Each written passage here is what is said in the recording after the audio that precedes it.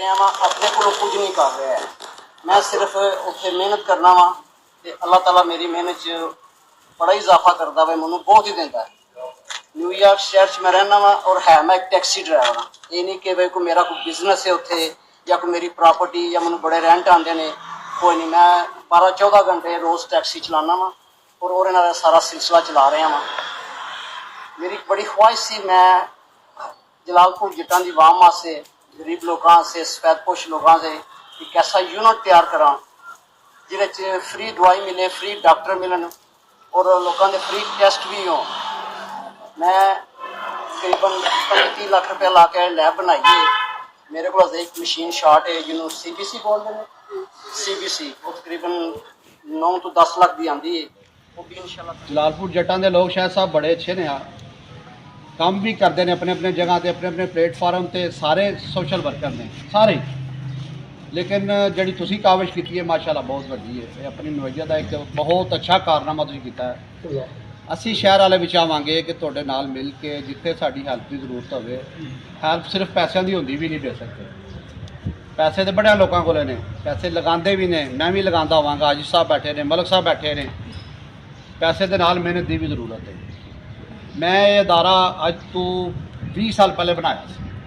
मेरे वाला साहब अल्लाह ताला ने मगफरत फरमाए, मैं भी फ्री डिस्पेंसरी बनाई थी, लेकिन मेरे को टीम नहीं मैनेज हो सकी। मेरे वाला साहब जिन्नी देर तक जिंदा रहे वो चलाते रहे, फिर मेरे वाला साहब फौत हो गए, मैं बाहर सी और मैं चला नहीं सका, कंटिन्यू नहीं कर सका। वैसे मैं 12 के साल चलाई हुई है।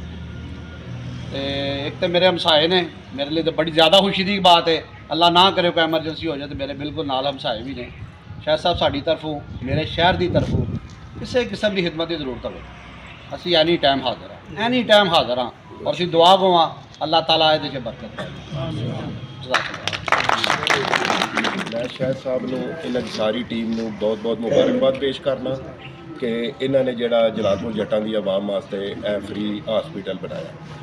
दूसरी गल भट्ट साहब भी गल की है, पैसे शहर के काफ़ी बंदियां कोल ने, हर बंदे नूं अल्लाह ताला ने दिते ने, लेकिन ये अल्लाह ताला तौफीक उन्होंने देंदा है जिन्हों अपनी तरफों देंदा है, ये वही बंदा कर सकता है। तो जिहड़ी शायद साहब ने मशीनरी की गल की, एक मशीन है वो 10 लाख रुपए की कहते सने आनी है। वो साढ़े बड़े भाई ने वो वास्ते जो साढ़े वास्ते हुक्म ड्यूटी है वो मैं उन्होंने वास्ते हाज़र हाँ। तो इन्हां दे नाल साडी टीम भी अद्धी रात को भी सानू बात मारन, असी पुंज इस तो इलावा भी इन्हां वास्ते हाज़र हाँ। तो वो भी जनाब जी मशीन ड्यूटी जो लाने मेरे बड़े भाई ने, मैं उन्होंने वास्ते इत्थे फ्री देने वास्ते जा। बहुत शुक्रिया। कनीज़ अख्तर मेडिकल और वेलफेयर मेडिकल सेंटर का शानदार इफ्तिताह। जलालपुर जट्टा है। रिपोर्ट मुक़तासिद डार, जलालपुर जट्टा है। खारियां रोड पर जलालकेश एंड करी के सामने कनीज़ अख्तर मेडिकल और वेलफेयर मेडिकल सेंटर का शानदार इफ्तिताह किया गया। इस सेंटर का क़याम चौधरी शाहिद नाज लोधी ने अपनी पायवतों के नाम से मंसूब किया है। इफ्तिताही तकरीब में इलाके की मरूफ शख्सियात, मुअज़्ज़िज़ीन और अवाम की बड़ी तादाद ने शिरकत की। मेहमान खुसूसी ने अपने खिताब में कहा कि यह फ्री मेडिकल सेंटर इलाके में मियारी और सस्ती तिब्बी सहूलियात की फराहमी के लिए अहम किरदार अदा करेगा। उन्होंने मजीद कहा कि इस सेंटर में माहिर डॉक्टरों की टीम मरीजों को जदीद तिब्बी सहूलियात फराहम करेगी। इलाके के अवाम ने इस मंसूबे को बेहद सराहा और इसे इलाके के लिए एक अहम कदम करार दिया। लोगों ने उम्मीद जाहिर की कि यह मेडिकल सेंटर सेहत की बेहतर सहूलियात की फराहमी में सनमील साबित होगा।